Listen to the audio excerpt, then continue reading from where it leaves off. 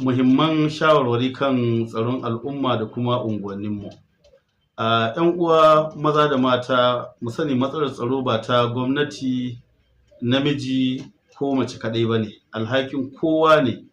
A mafi yawan lokuta masu aikata laifi suna samun nasara ne saboda rashin lura, rashin bayar da bayanai akan lokaci, ko kuma sakaci da ɗaukan abubuwan da suka dace da muhimmanci a mai da su kamar abin wasa. Da farko mu sani duk wanda kuka gani a unguwa yana yawan zirga-zirga ba tare da an san shi ba, ko yana tambayar bayanan gida da mazauna unguwa, a kula da shi tare da sanar da masu ruwa da tsaki game da wannan mutumi da kuma abin da aka ga yana yi. Sannan na biyu, kada a rika kamar bayyana cikakkun bayanan abin nan tafiye-tafiye ko kuma kuɗaɗen da kake da su ko kuma harkokin kasuwancinka a bainar jama'a ko kuma kafafen sada zumunta na zamani. Sannan na uku, a tabbatar an rufe ƙofofi da tagogi yadda ya kamata, musamman da dare, kuma a kunna fitilun tsaro, wato security light kenan a turance, a harabar gida, wajen gida da kan tituna, saboda hakikanin gaskiya mun sani cewa haske na taka muhimmiyar rawa wajen hana masu aikata laifi samun damar fakewa ko gudanar da muggan ayyukansu cikin sauƙi.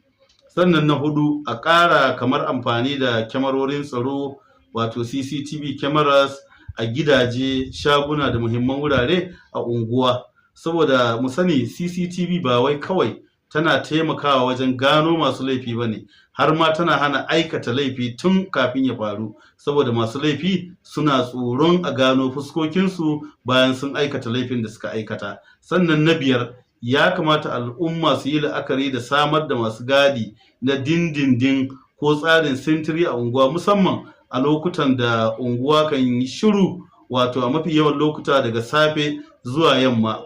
Ma'aikata suna wuraren aiki, 'yan kasuwa suna kasuwanni, yara kuma suna makaranta. Wannan na iya ba masu laifi damar aikata abin da suka masu laifi damar aikata abin da suka sa gaba idan babu sa ido ko tsarin tsaro mai kyau a wannan unguwa.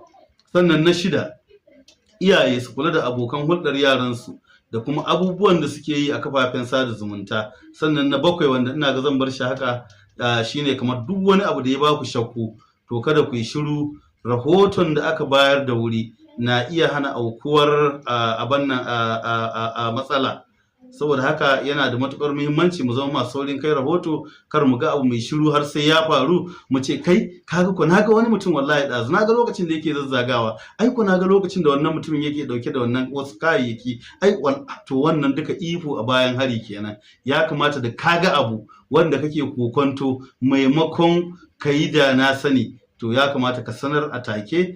Shine tun aka yi nasara sai ka ga an kama mai laifi cikin lokaci, kuma ka taimaka ma rayuwarka, ka taimaka ma rayuwar makotanka da al'ummarka baki daya.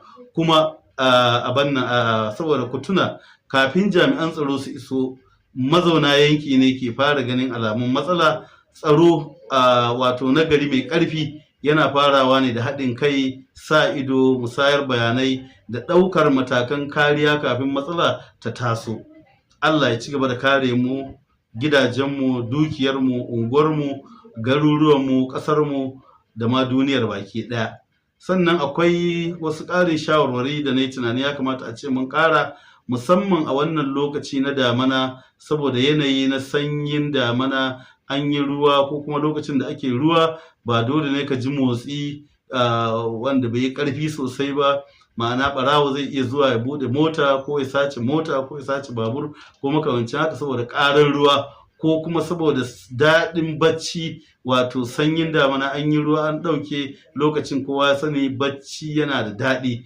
To abin da nake cewa shine, a lokacin da ruwan sama ke sauka ko bayan an yi ruwan an gama, to kada a yi sakaci da rufe ƙofofi, tagogi da ƙofofin gate baki ɗaya. Yawancin masu laifi suna amfani da lokacin da mutane ke cikin bacci ko kuma hutawa saboda sanyin yanayi wajen aikata laifuffukansu.